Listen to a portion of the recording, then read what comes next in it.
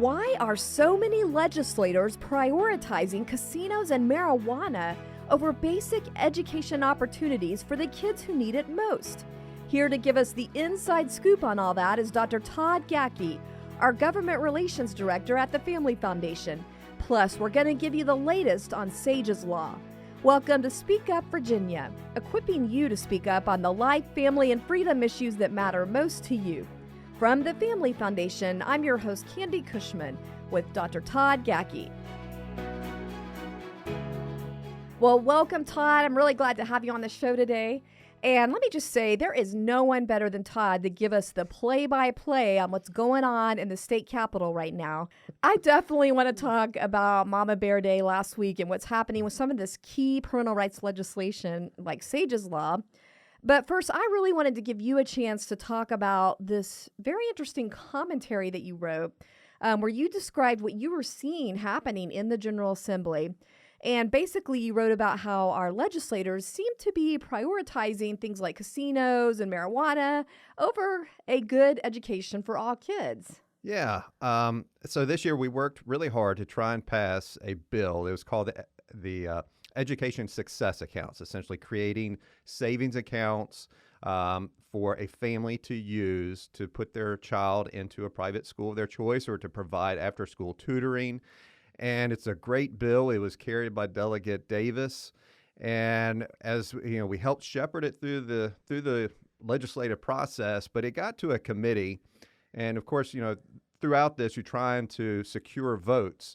And as I was walking into this one committee, I noticed a lot of high fives and hugs, and people were really excited. And I knew that there was another bill in that committee that was going to approve another casino or allow Petersburg to have a referendum on a casino. And we weren't crazy about that bill. And that wasn't really what bothered me, although, you know, we took a position on it. But what bothered me was that I know that there was two Republican legislators on that committee who voted for the bill to approve the Petersburg casino, but we couldn't get them to commit to voting for education savings accounts. And here's why that's really ironic, because as you shared in your blog, according to statistical reports, Petersburg is the least healthy locality, according to their measurements, in the state. And one of the major things with that is the academic assessment test. Yeah, they were ranked one of the lowest school districts in the state. And, you know, of course, they've also had years of financial woes as well, nearly on the brink of bankruptcy. And I'm thinking, here's a great bill to build the next generation, give them the opportunities to have education success. And instead, we're focused on a casino as the way that they're going to improve their locality. And I just thought it's just not prioritizing correctly. You know, it's a missed opportunity. And then at the same time, on the Senate side of things, because that was the House that you were talking about, right? But on the Senate side, you've got this Finance and Appropriations Committee that is voting for things like recreational marijuana, basically allowing for pot shops on every street corner.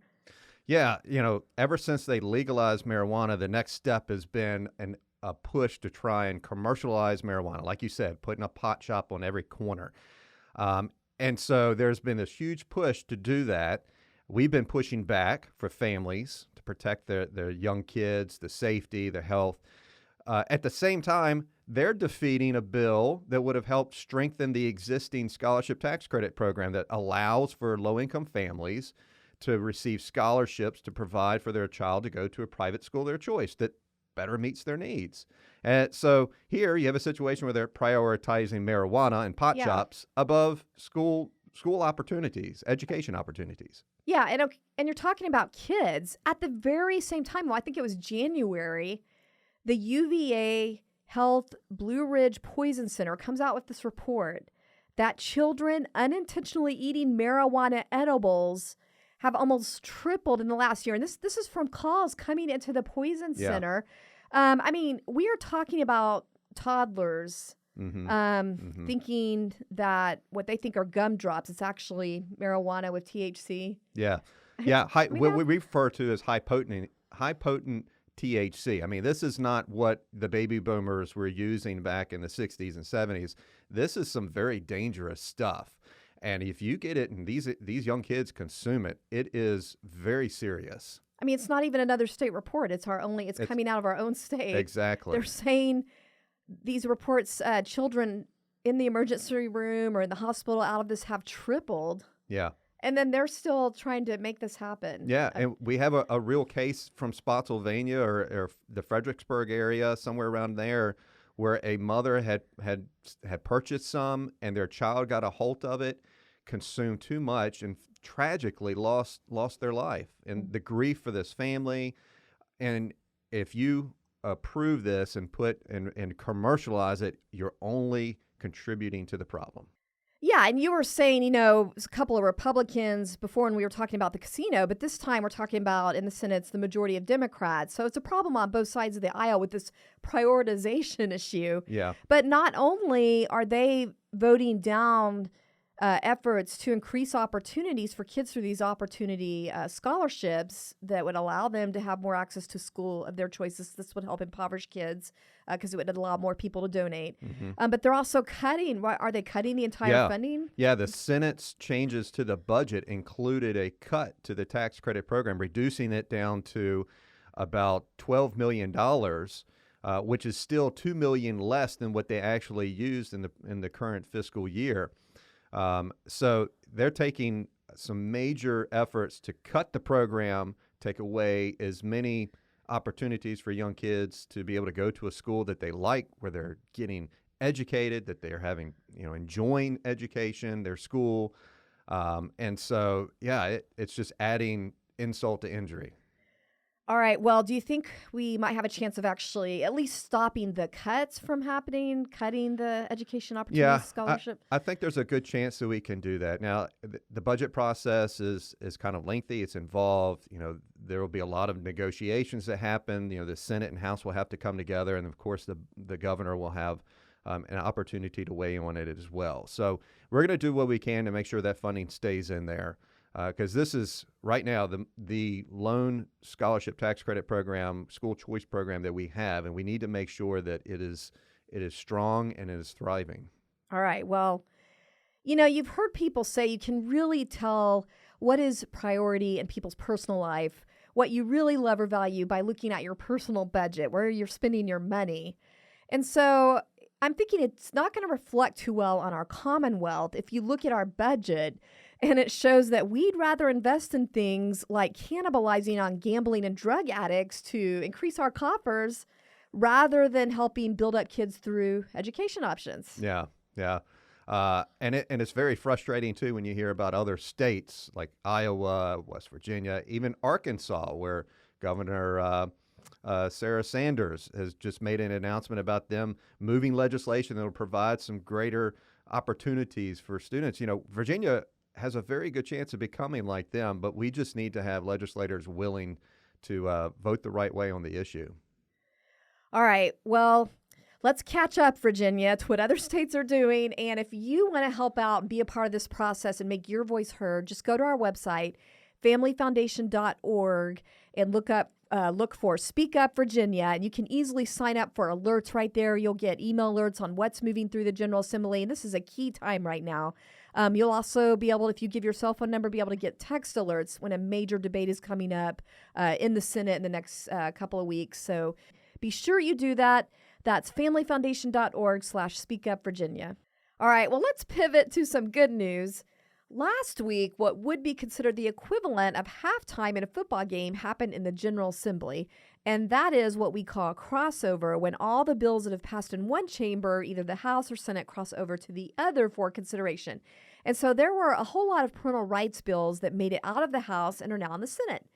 And then in the middle of all that, Mama Bear Day happened. Yeah, that's right. That was a great day. The press conference, the parents who showed up, the speakers. I think that it was just a great moment to really display the interest that parents have in some of the legislation that's currently going through the process. Yeah, because we had this whole crowd, at least more than 40 moms and dads who showed up to participate in Mama Bear Day. And most of them were able to make it into this press conference because we kicked things off with a Mama Bear Day press conference in the House building, and all the parents were standing up there to show their support behind the legislators who are really fighting for parental rights legislation. So they were all standing up there wearing their Mama Day stickers. If you guys haven't seen those, you need to check those out because they're really cool. They have it's a bear with sunglasses on. Yeah, it's very clever. Yeah.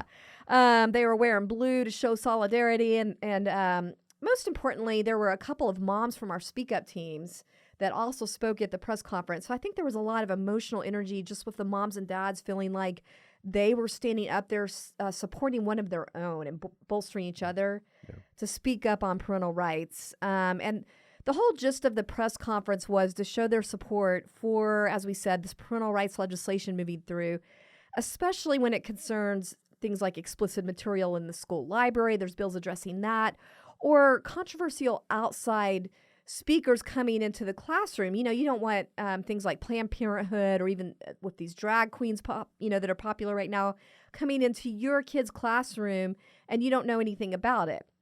I just want to play this one clip of Delegate Nick Freitas talking about his bill dealing specifically with the issues of outside speakers coming into the classroom. And I want to share one quick story because we had someone in testimony who claimed to be a former educator that said we already have too much parental interference into education.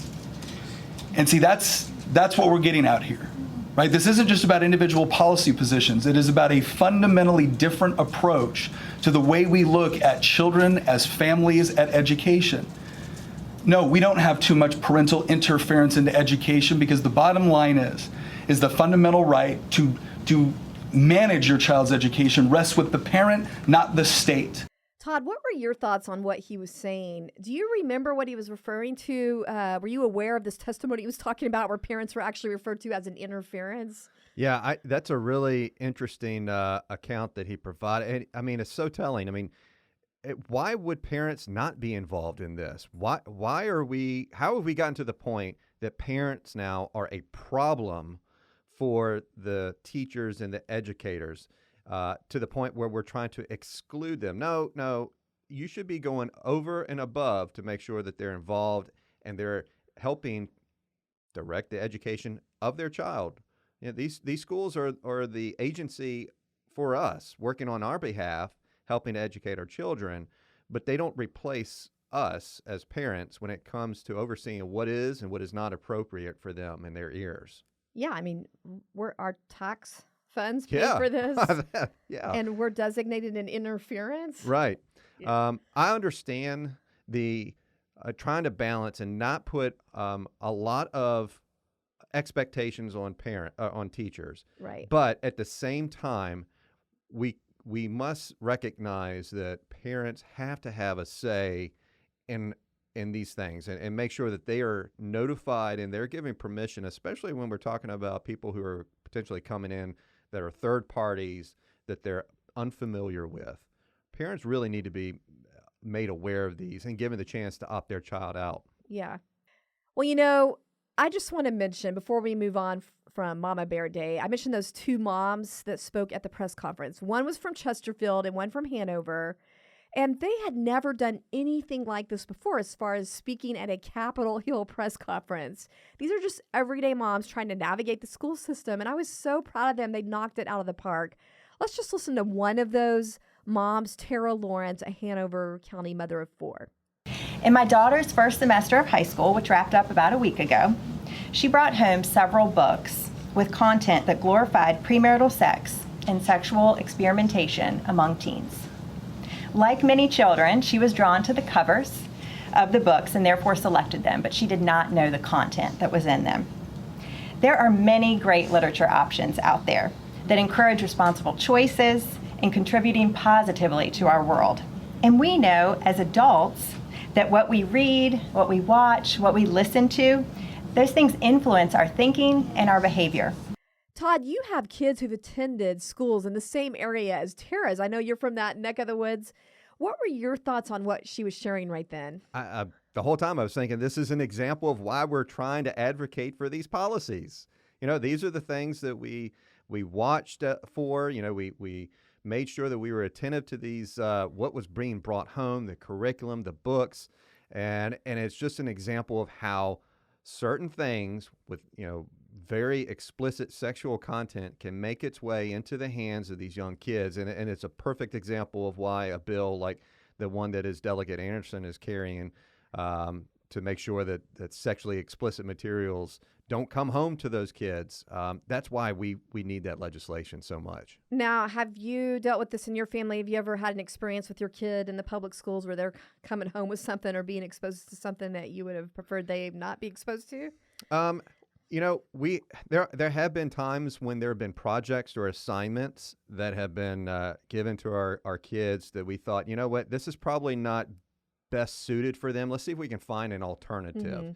And in one particular instance, I won't go into any detail. It was a little bit of a struggle to work with that teacher, and we had to bring an administrator in to help us resolve the issue. But we do know of other friends that have had this situation happen to them, and they went immediately to the administrators and shared their concerns. And that's what we're fighting for right now, is for those concerns to be heard, because they're backed up by state law, policy in the education code, and that's what we're trying to advocate for right now. So Todd, what can parents do that are listening right now, and just concerned citizens that want to help out? Should they be calling their senators right now? Yeah, I would recommend that they contact their senators wherever they live. You can go to the General Assembly website. You can download a link for the listing of senators and let them know, hey, you are a concerned parent. You want to make sure that there are not books or content or things in the library that you don't want your child to have access to Without your knowledge. Without our knowledge, and certainly not to be assigned to them for projects. And there are some good bills that are trying to address that. We certainly want to make sure that there's nothing with sexually explicit material on the bookshelves. Let's just quickly mention some of those bills. Now, granted, it's moving so fast. We don't know exactly where these bills are at when you hear this. But at this time, you mentioned Tim Anderson's bill. That's 1379. I believe so, yeah. I'm not very good with numbers right now. I'm pretty sure it's 1379. Yeah, but that book would require schools to catalog any books with sexually explicit graphics, pictures, things of that nature, compile a list and make that available to the parents, and then allow the parents to make sure their child doesn't check those books out. Yeah, and then the one dealing with speakers coming into the classroom, that's Delegate Nick Freitas. Was there any other major one you wanted to mention? Well, I think, another bill that you could talk to them about is, I believe it's House Bill 1507. I think you're right. That's Delegate McGuire, and that's also strengthening and improving the parental rights law that we have in the code right now. But it really makes sure that they have some teeth to this, as far as what the curriculum that parents have oversight of, to make sure that they can opt their child out of any lessons that they disagree with, and so that's another good parental rights bill to keep an eye on. All right, now we also saw major movement on two other big bills that affect parents and students. The first one was Sage's Law, and it got out of the House. Thank you, Lord, because we were kind of worried about it getting out of the House, right? Yeah, we were working hard to get the votes, and we praise the Lord. It made it out of the House, party line vote, and so now it moves to the Senate. And so we're working the bill. We're trying to address some concerns that some legislators have and some constituents, but the bill is in the Senate, and so now we begin the process of trying to educate the senators on this bill, because they haven't seen it. They may have heard about it in the news, but they haven't seen it yet. And like you were saying to me this morning, this is a national issue. It's not this state. We are seeing multiple states deal with this. And I just want to mention, right after we had that conversation, I saw an article, I think it was coming out of Maine, where another parent is raising the flag. Her child was given a chest binder apparently by the school counselor without her knowing about it, 13 years old. Oh, yeah. You're starting to hear some of these heartbreaking stories, really. I mean, where schools are doing things without parents knowing, and especially on such serious issues. I mean, you're talking about their identity, about who they are, and we want to, of course, tell them, God made you. You're beautifully and wonderfully made. And that undermines what parents are teaching at home when these teachers and school administrators come in and start telling them something else. It only leads to more confusion. And in the case of Sage's story, we know where it went Actually from there. opening the door up to harm and predators. All right. Well, also, fairness in female sports also made big news in making it out of the House on a party line vote. What are your thoughts on does that have any chance, even a slim one, of making it through the Senate?